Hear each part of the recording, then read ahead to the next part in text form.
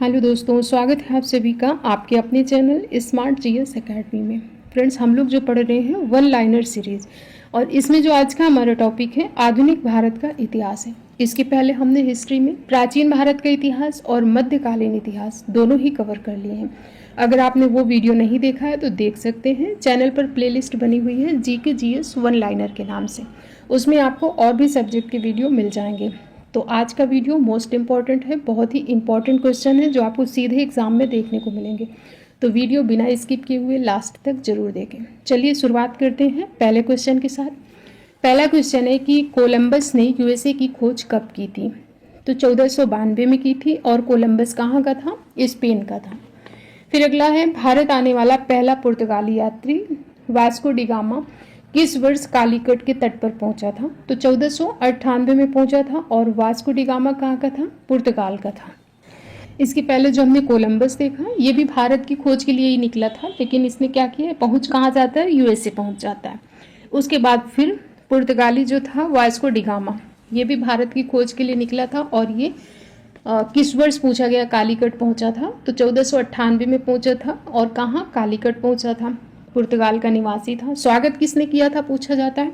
राजा जमोरिन ने इसका स्वागत किया था, जो हिंदू शासक थे राजा जमोरिन। इसका विरोध किसने किया था? जब ये पहुंचा था वास्को डी गामा, तो इसका विरोध किसने किया? तो वहां पर पहले से अरब व्यापारी थे, तो उन्होंने इसका विरोध किया था। लेकिन स्वागत पूछा जाए तो राजा जमोरिन याद रखें।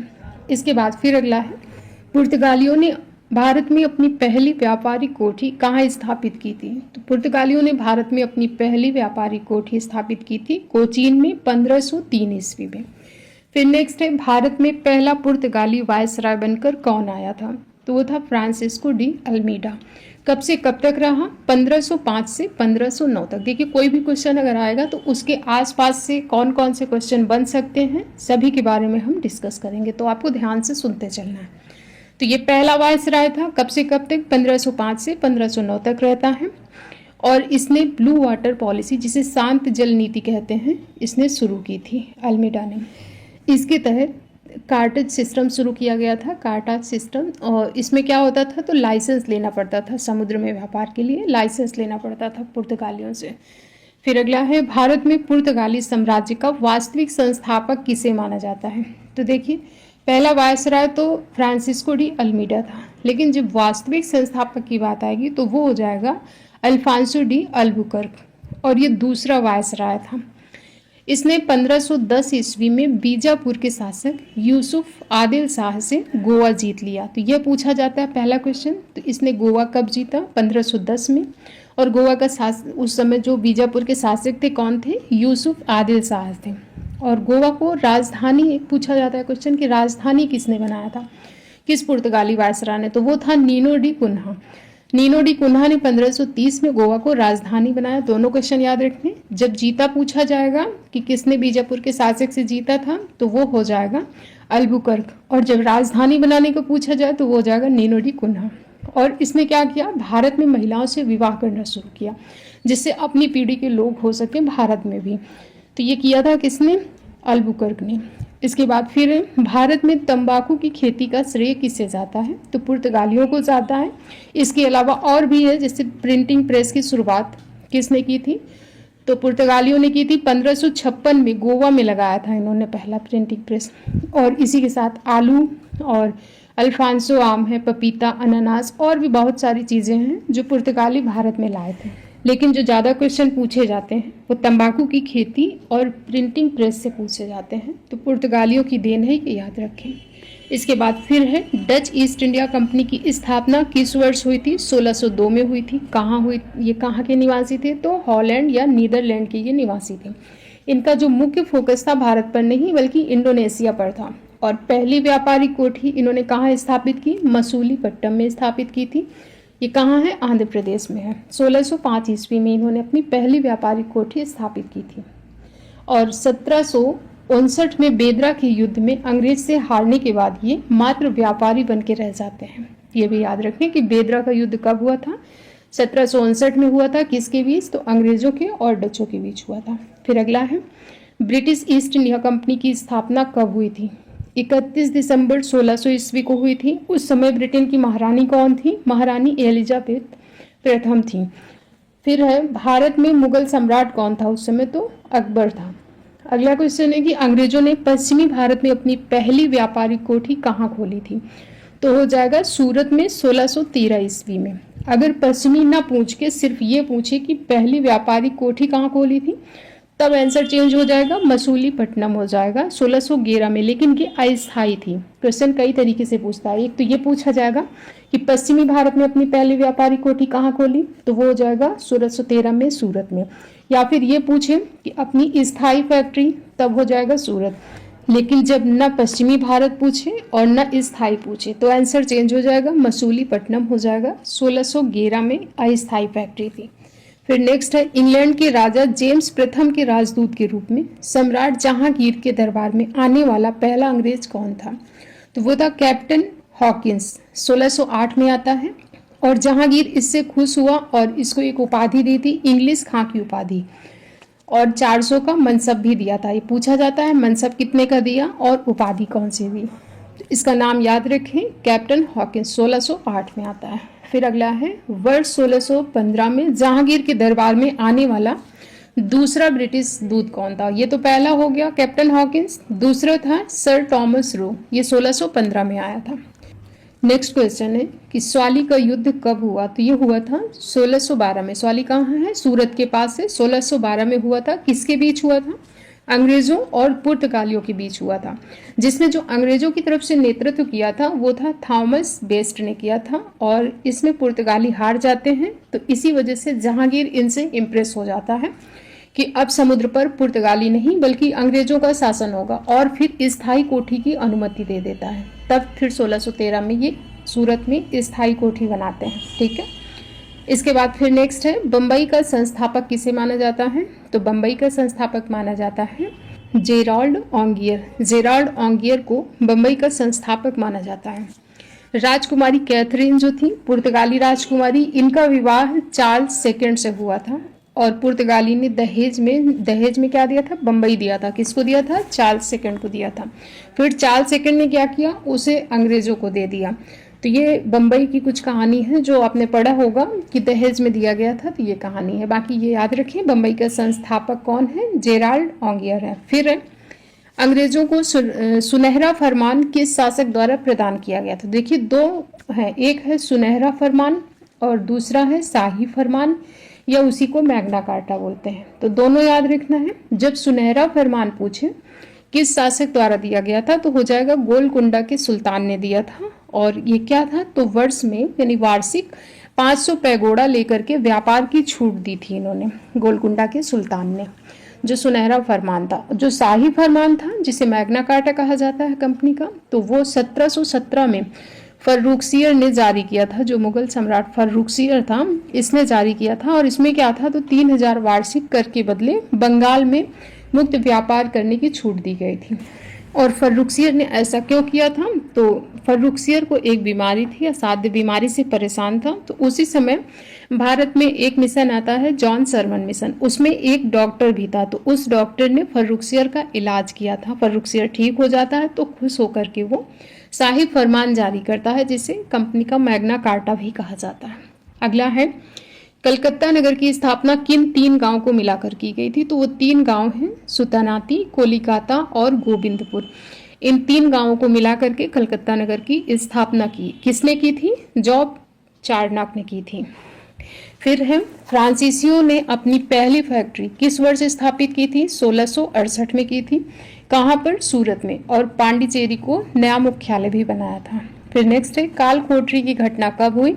तो ये हुई थी 20 जून 1756 को। और इसका जो विवरण दिया है वो है हॉलवेल, इसने दिया है। यह जीवित बच गया था, यह भी उसमें शामिल था, लेकिन यह जीवित बच जाता है, इसने विवरण दिया है। लेकिन इतिहासकार इसे नहीं मानते। इतिहासकार इसे हॉलवेल की मनगढ़ंत कहानी कहते हैं। फिर नेक्स्ट क्वेश्चन है कलकत्ता में स्थित अंग्रेजों का जो किला था उसका नाम क्या था? तो वो था फोर्ट विलियम। फिर भारत में अंग्रेजों और फ्रांसीसियों के बीच लड़े गए युद्ध को किस नाम से जाना जाता है? तो उन्हें कर्नाटक युद्ध के नाम से जाना जाता है। 3 कर्नाटक युद्ध हुए थे, और प्रत्येक युद्ध, तीनों कर्नाटक युद्ध किसी न किसी संधि पर समाप्त हुए। तो यहाँ से जो क्वेश्चन पूछा जाता है कि कौन सा युद्ध कौन सी संधि से समाप्त हुआ पूछा जाता है, या फिर किसने नेतृत्व किया ये पूछा जाता है। तो जो पहला कर्नाटक युद्ध है ये समाप्त होता है एक्स-ला-सापेल की संधि से। हुआ कब था? 1746 से 48 तक हुआ था, और ये इसमें कोई भी डिसीजन नहीं निकलता है, बराबरी पर समाप्त होता है। फिर दूसरा कर्नाटक युद्ध पांडिचेरी की संधि से समाप्त होता है। हुआ कब था? तो 1749 से 54 तक होता है, पांडिचेरी की संधि से समाप्त होगा। और जो तीसरा है 1756 से 1763 तक हुआ था और समाप्त हुआ था पेरिस की संधि के साथ। तो ये तीनों कर्नाटक युद्ध से पूछे जाते हैं, इनको याद रखें, इनका ईयर और संधि। फिर नेक्स्ट क्वेश्चन है कि किस प्रसिद्ध युद्ध में अंग्रेजों ने फ्रांसीसियों को पूरी तरह से हराकर भारत में उनका प्रभाव खत्म कर दिया था? तो वो था बांडीवास का युद्ध, 1760 में हुआ था। और इस युद्ध के बाद फ्रांसीसियों को किलेबंदी करने का हक नहीं था, किलेबंदी नहीं कर सकते हैं, वो सिर्फ व्यापारी की हैसियत से भारत में रह सकते हैं, इतना अधिकार दिया गया था फ्रांसीसियों को। तो फ्रांसीसी प्रभाव समाप्त हुआ था वांडीवास के युद्ध से। फिर नेक्स्ट है वर्ष 1740 में बंगाल का स्वतंत्र नवाब कौन बना था? तो वो था अलीवर्दी खां। इसके पहले क्या थे? मुगलों के अधीन थे, लेकिन इसने अपने को स्वतंत्र घोषित कर दिया। स्वतंत्र नवाब कौन बना पहला? तो वो है अलीवर्दी खां, और इसने यूरोपियों की तुलना मधुमक्खियों से की है। तो ये पूछा जाता है कि किसने यूरोपियों की तुलना मधुमक्खी से की है? वो है अलीवर्दी खां। फिर नेक्स्ट है वर्ष 1756 में अलीवर्दी खां की मृत्यु के बाद बंगाल का नवाब कौन बना? तो अलीवर्दी खां के कोई बेटा नहीं था, 3 पुत्रियां थी, 3 बेटियां थी। उनमें जो सबसे छोटी बेटी थी उसका जो पुत्र था सिराजुद्दौला, नवाब बनता है सिराजुद्दौला। और इसी वजह से उसकी जो मौसियाँ थी उससे नाराज रहने लगती हैं और एक षड्यंत्र रचा जाता है जिसमें वो सब शामिल होती हैं, जो प्लासी के युद्ध का कारण बनेगा। तो प्लासी का युद्ध कब हुआ? 23 जून 1757 को होता है। एक तरफ इसमें अंग्रेजी सेना है, दूसरी तरफ है सिराजुद्दौला की सेना। सिराजुद्दौला का जो सेनापति है मीर जाफर है, और इसने गद्दारी की थी।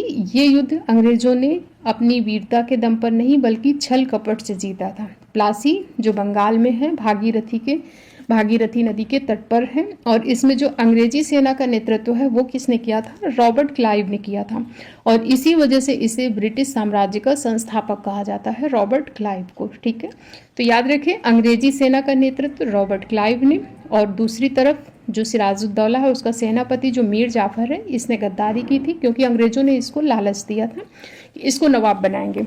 तो प्लासी का युद्ध याद रखें, 23 जून 1757। फिर प्लासी के युद्ध के बाद अंग्रेजों ने किसे अगला नवाब बनाया था? तो वो था मीर जाफर, जो सेनापति था मीर जाफर, उसको लालच ही दिया गया था, इसीलिए इसको नवाब बनाया गया। फिर नेक्स्ट है अंग्रेजों से परेशान होकर किस बंगाल के नवाब ने अपनी राजधानी मुर्शिदाबाद से मुंगेर स्थानांतरित की थी? तो जब मीर जाफर अंग्रेजों की ख्वाहिश नहीं पूरा कर पाया तो अंग्रेजों ने क्या किया? मीर जाफर को हटा दिया और नवाब बना दिया मीर कासिम को। तो मीर कासिम जो था योग्य शासक था, इसने अंग्रेजों से परेशान होकर के इनकी डिमांड पूरी नहीं कर पा रहा था, तो उसने परेशान होकर के क्या किया? जो अपनी राजधानी है मुर्शिदाबाद से मुंगेर स्थानांतरित कर लिया था, और इसी वजह से अंग्रेज मीर कासिम आमने सामने आ जाएंगे। फिर होगा बक्सर का युद्ध। तो बक्सर का युद्ध कब हुआ? 1764 में हुआ। बक्सर कहाँ है? बिहार में है। इसमें कौन कौन था? एक तरफ है मीर कासिम, फिर है शाह आलम सेकंड और शुजाउद्दौला, ये 3 लोग हैं। दूसरी तरफ है अंग्रेज। तो जो अंग्रेजों की कमान है किसके हाथ है? हेक्टर मुनरो के पास है। इस युद्ध में क्या होगा? अंग्रेज जीत जाते हैं और ये जो त्रिगुट है ये हार जाता है। 1765 में फिर इलाहाबाद की संधि होती है। इलाहाबाद की संधि में शाह आलम सेकंड ने अंग्रेजों को बंगाल, बिहार, उड़ीसा की दीवानी दी और शुजाउद्दौला पर हर्जाना लगाया गया। उसके बाद फिर अंग्रेज द्वैत शासन, बंगाल में द्वैत शासन लागू करते हैं। द्वैत शासन पूछा जाता है बंगाल में किसने लागू किया? रॉबर्ट क्लाइव ने लागू किया था। इसमें क्या है? इसमें प्रशासन तो नवाब के पास था, लेकिन जो दीवानी है, टैक्स वसूलने का अधिकार है, वो अंग्रेजों को दे दिया गया, अंग्रेजों के पास था। पूछा जाता है द्वैत शासन लगाया किसने था? रॉबर्ट क्लाइव ने। द्वैत शासन समाप्त किसने किया था? वॉरेन हेस्टिंग्स हो जाएगा। फिर नेक्स्ट क्वेश्चन है मैसूर साम्राज्य के उत्थान का श्रेय किसे जाता है? तो वो है हैदर अली। इसने 1761 में सत्ता संभाली थी। इसके बाद फिर है प्रथम आंग्ल मैसूर युद्ध कब हुआ? तो 1767 से 69 तक हुआ था प्रथम आंग्ल मैसूर युद्ध। और खत्म किससे हुआ? तो मद्रास की संधि के साथ ये खत्म होता है। देखिए 4 आंग्ल मैसूर युद्ध हैं, चारों से क्वेश्चन बनते हैं, संधि भी पूछी जाती है और कौन सा कब हुआ ये भी पूछा जाता है। जो पहला आंग्ल मैसूर युद्ध है 1767 से 69 तक होता है, मद्रास की संधि से खत्म। जो दूसरा है, दूसरा आंग्ल मैसूर युद्ध ये होता है 1780 से 84 तक और मंगलोर की संधि से खत्म होता है। 1782 में दूसरे युद्ध के दौरान ही हैदर अली की मृत्यु हो जाती है। तब फिर नेतृत्व कौन संभालेगा? इसका जो पुत्र है टीपू वो संभालता है। फिर है तीसरा 1790 से 92 तक होता है और श्रीरंगपट्टनम की संधि से समाप्त होता है तीसरा युद्ध। उसके बाद फिर चौथा युद्ध 1799 में हुआ और इस युद्ध में टीपू की मृत्यु हो जाती है। और टीपू जो था ये जैकोबिन क्लब की सदस्यता ली थी। इसने पूछा जाता है किस क्लब की सदस्यता ली थी? जैकोबिन क्लब की सदस्यता ली थी और अपने आप को नागरिक टीपू कहा था इसने। तो ये 4 युद्ध आपको याद रखना है। इसके बाद अगला है आंग्ल मराठा संबंधों के तहत सूरत की संधि कब हुई? 1775 में हुई थी। किसके बीच? तो जो रघुनाथ राव हैं और अंग्रेज इनके बीच हुई थी। तो जो बाकी मराठा थे इसे नहीं मानते थे इस संधि को, तो फिर इसे करेक्ट करके फिर 1776 में पुरंदर की संधि की गई। तो दोनों संधि याद रखें आंग्ल मराठा संबंधों के लिए। सूरत की संधि 1775, अगले ही वर्ष पुरंदर की संधि हुई। फिर है मराठा साम्राज्य का अंतिम पेशवा कौन था जिसने अंग्रेजों की सहायक संधि स्वीकार की? तो वो था बाजीराव सेकंड। 1802 में इसने स्वीकार किया था। फिर नेक्स्ट क्वेश्चन है भारत में ब्रिटिश ईस्ट इंडिया कंपनी के कार्यों को नियंत्रित करने के लिए पहला ब्रिटिश अधिनियम कौन था? तो वो था रेगुलेटिंग एक्ट 1773 का।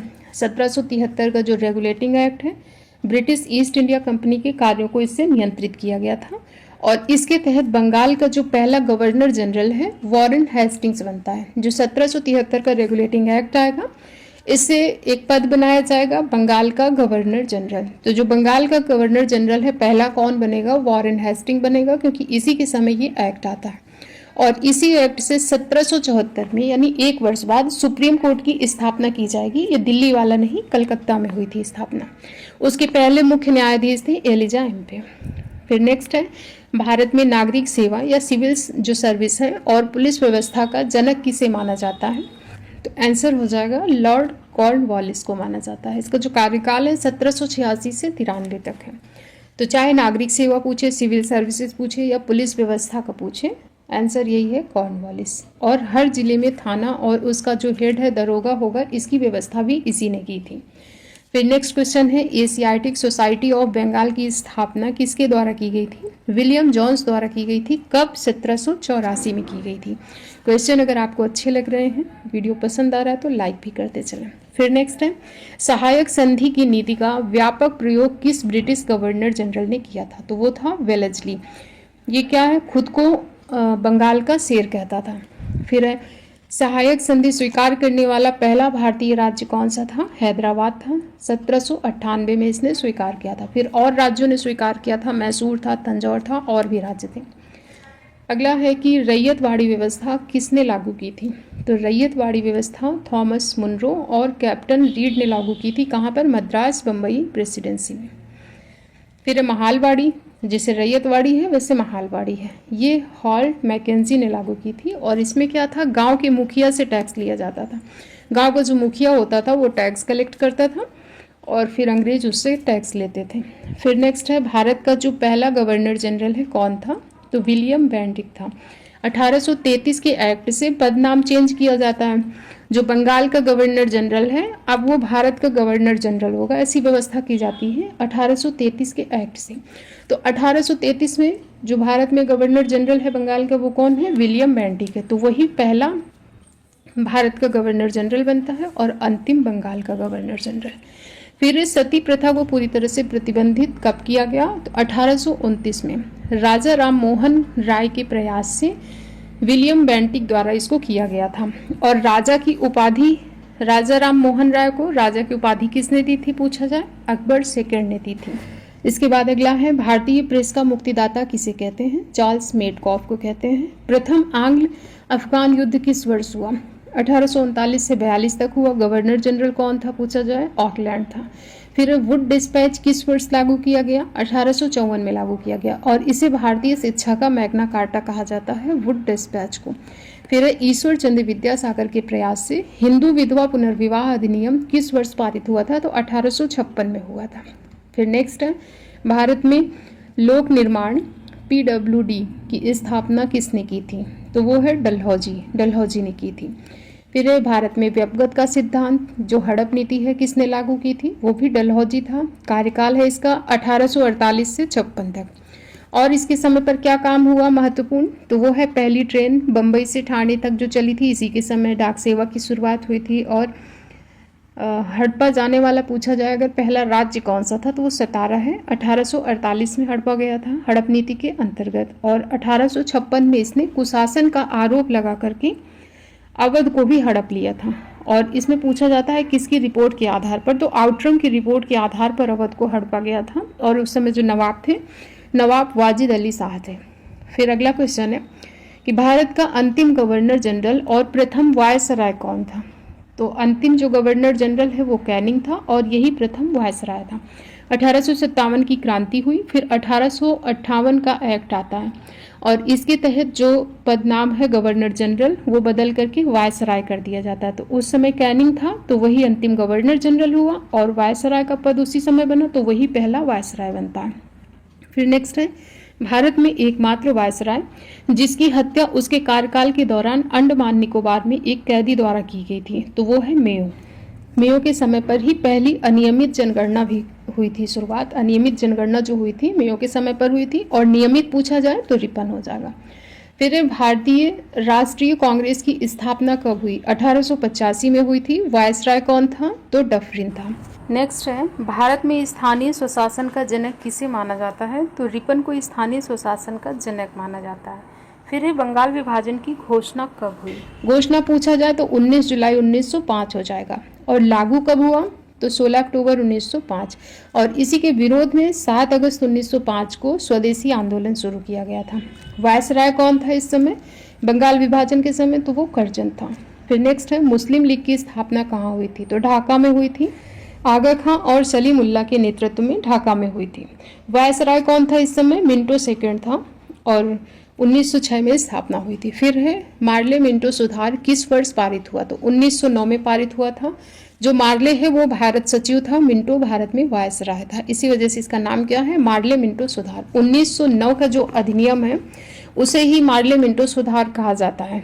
और इससे क्या हुआ? मुसलमानों के लिए पृथक निर्वाचन मंडल की व्यवस्था की गई।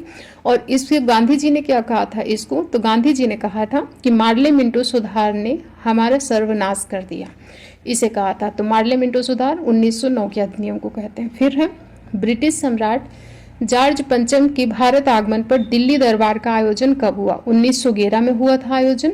और इसमें फैसले लिए गए थे जैसे कि बंगाल विभाजन रद्द किया गया था और राजधानी कलकत्ता से दिल्ली स्थानांतरित करने की घोषणा की गई थी। जब घोषणा पूछा जाए तो 1911 और जब राजधानी पूछा जाए दिल्ली कब बनी तो 1912 में बनी थी।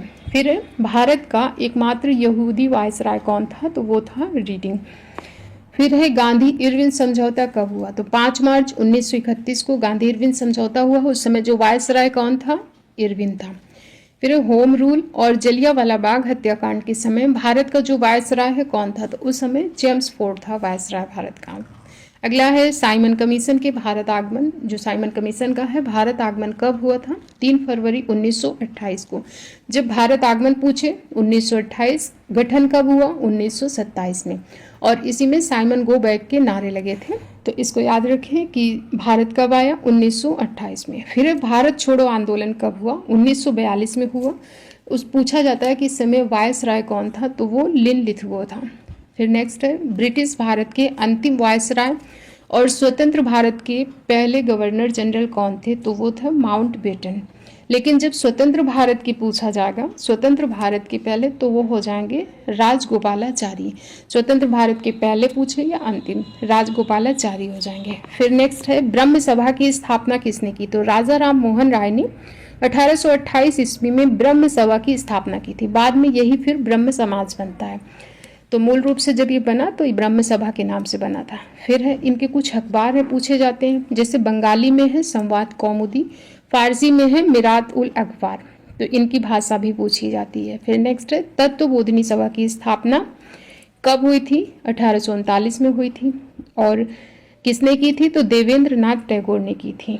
फिर नेक्स्ट है प्रार्थना समाज की स्थापना किसने की थी? तो केशव चंद्र सेन के सहयोग से आत्माराम पांडुरंग ने की थी। कब? 1869 में। तो आत्माराम पांडुरंग का नाम आप याद रखें प्रार्थना समाज से।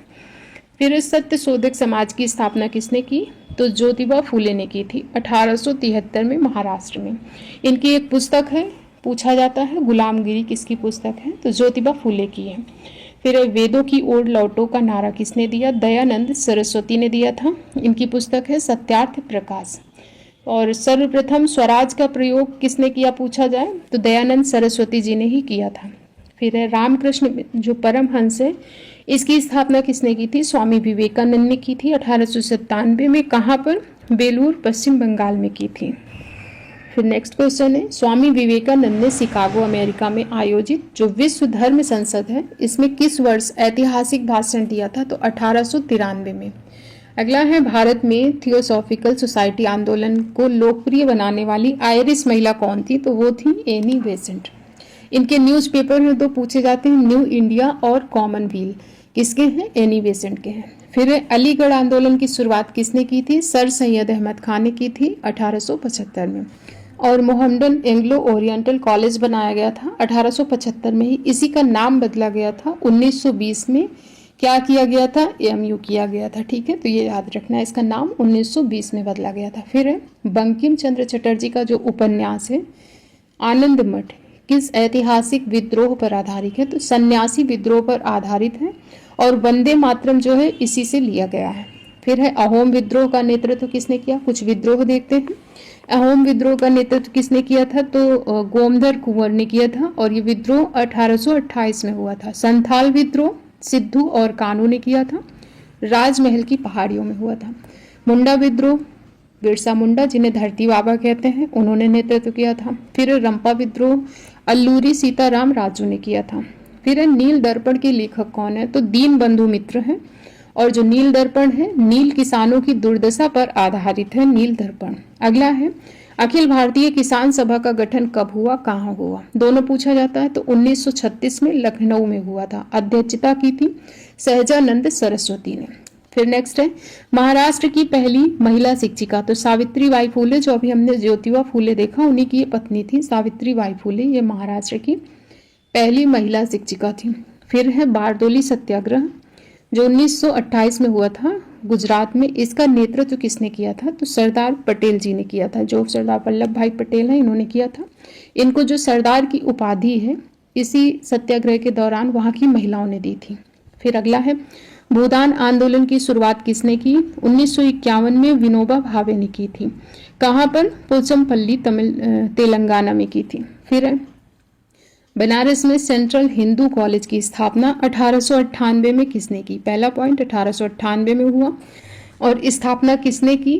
जो बाद में मदन मोहन मालवीय के प्रयास से बीएचयू बनता है। तो सबसे पहला तो 1898 में जो इसकी स्थापना हुई थी वो एनी बेसेंट ने की थी। फिर मदन मोहन मालवीय के प्रयास से ये बीएचयू बनता है। बीएचयू कब बना? तो 1916 में बनता है। फिर नेक्स्ट है मंगल पांडे किस एनआई के सिपाही थे? तो वो 34वीं बीएनआई के सिपाही थे। इनको फांसी कब हुई थी? तो 8 अप्रैल 1857 को हुई थी। इन्होंने जो लेफ्टिनेंट बाग और ह्यूसन को गोली मारी थी उसी में इनको अरेस्ट कर लिया जाता है और 8 अप्रैल 1857 को इनको फांसी दे दी जाती है। इसी से विद्रोह और भड़क जाता है जो 1857 की क्रांति का तात्कालिक कारण बनता है ये। फिर 1857 के विद्रोह की औपचारिक शुरुआत कब और कहाँ से हुई थी? तो 10 मई 1857 को मेरठ से इसकी शुरुआत हुई थी। फिर 1857 के समय जब क्रांति हुई तो गवर्नर जनरल कौन था? कैनिंग था। ब्रिटेन में प्रधानमंत्री कौन थे? तो पामस्टन थे। प्रतीक क्या था इसका विद्रोह का? तो कमल और रोटी था।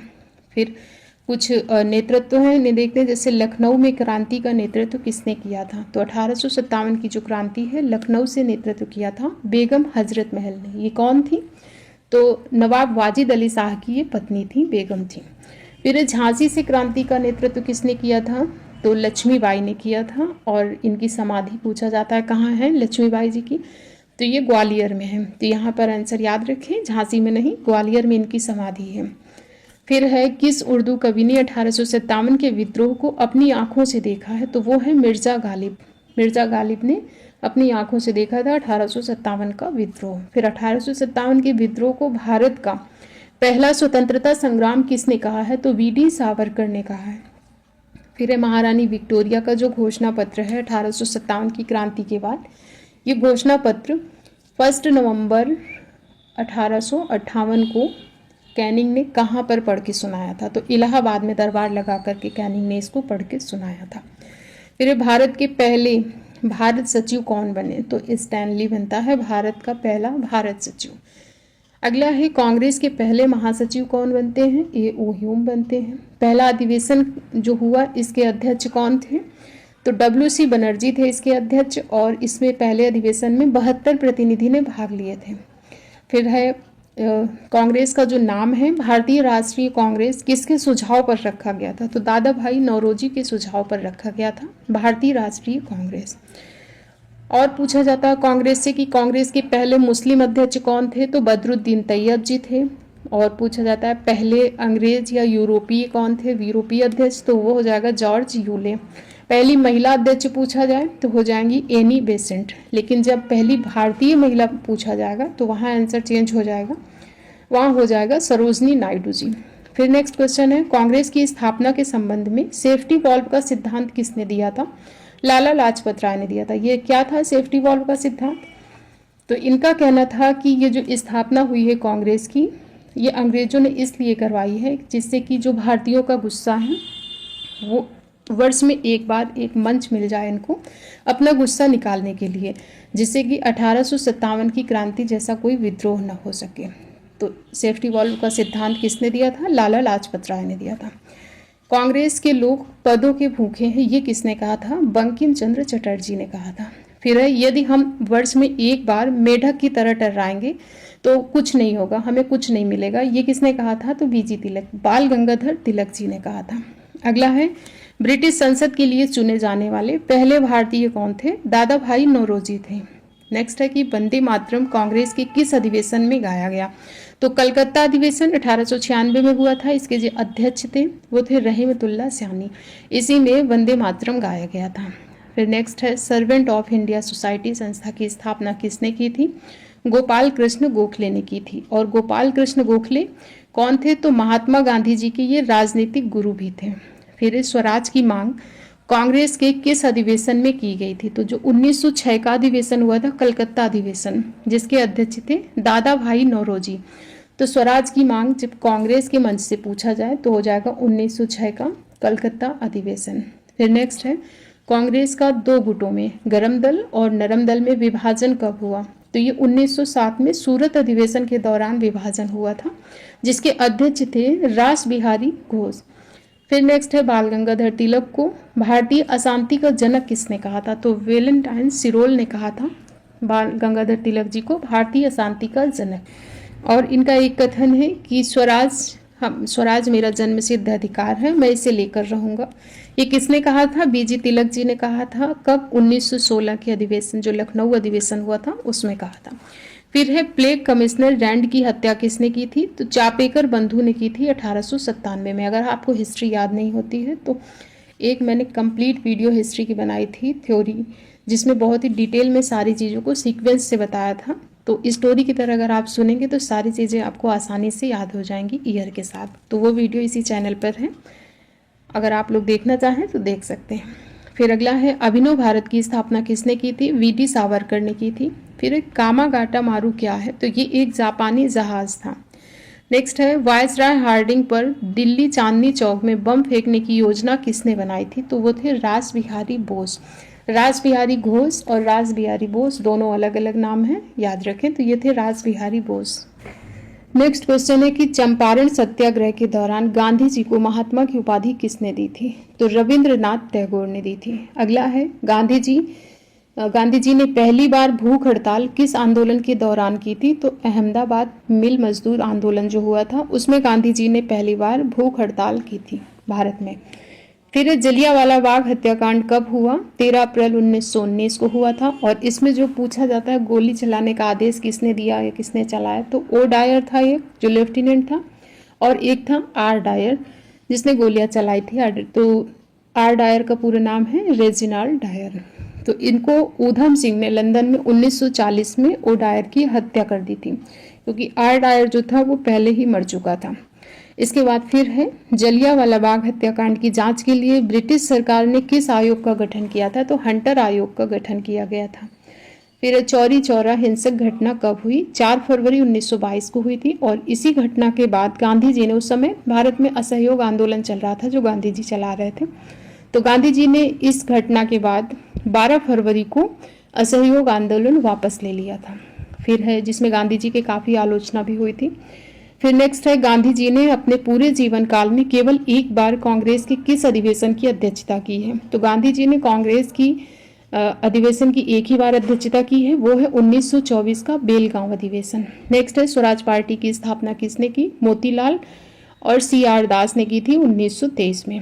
फिर HRA की स्थापना किसने की? सचिंद्र नाथ सान्याल है, राम प्रसाद बिस्मिल है, योगेश चंद्र चटर्जी है मुख्य नाम में। कहाँ पर की थी? कानपुर में 1924 में। और इन्हीं क्रांतिकारियों ने काकोरी ट्रेन एक्शन को 9 अगस्त 1925 को अंजाम दिया था। और इसमें कुछ लोगों को फांसी हुई थी, जैसे कि राम प्रसाद बिस्मिल, रोशन सिंह, राजेंद्र लाहिड़ी, अशफाक उल्ला खां, इनको फांसी हुई थी। आज़ाद निकल गए थे, उनको वो पकड़ में नहीं आए थे। फिर है HSRA का गठन कब हुआ? 1928 में हुआ था, फिरोज शाह कोटला मैदान दिल्ली में। नेतृत्व किसने किया था इसका? तो आज़ाद ने किया था, चंद्रशेखर आज़ाद जी ने। फिर है साइमन कमीशन के खिलाफ लाठीचार्ज में घायल होने के बाद किस महान नेता की मृत्यु हुई? तो Lala Lajpat Rai ji Simon go back के नारे दे रहे थे, तो उसी दौरान लाठीचार्ज के दौरान घायल होने से इनकी मृत्यु हो जाती है। फिर है कांग्रेस के किस ऐतिहासिक अधिवेशन में पंडित जवाहरलाल नेहरू जी की अध्यक्षता में पूर्ण स्वराज का प्रस्ताव पारित हुआ? तो वो लाहौर अधिवेशन था 1929 का। फिर है सेकंड लास्ट क्वेश्चन की लंदन में आयोजित तीनों गोलमेज सम्मेलन में भाग लेने वाले भारतीय कौन थे? भारतीय नेता, तो वो थे डॉक्टर भीमराव अंबेडकर। इन्होंने तीनों गोलमेज सम्मेलन में भाग लिया था। और गांधी जी ने किस में लिया था? तो गांधी जी ने भाग लिया था सेकंड गोलमेज सम्मेलन में। लेकिन जब तीनों में पूछा जाए तो वो हो जाएंगे डॉक्टर भीमराव अंबेडकर। फिर आज का लास्ट क्वेश्चन, सुभाष चंद्र बोस ने कांग्रेस के अध्यक्ष पद से इस्तीफा देकर के किस नई पार्टी का गठन किया था? फॉरवर्ड ब्लॉक का गठन किया था सुभाष चंद्र बोस ने। और इसी के साथ आज का सेशन कंप्लीट होता है। क्वेश्चन आपको कैसे लगे हैं, वीडियो आपको कैसा लगा, कमेंट करके जरूर बताएं। वीडियो पसंद आया तो वीडियो को लाइक करें, चैनल को सब्सक्राइब कर लें। मिलते हैं नेक्स्ट वीडियो में। Thank you.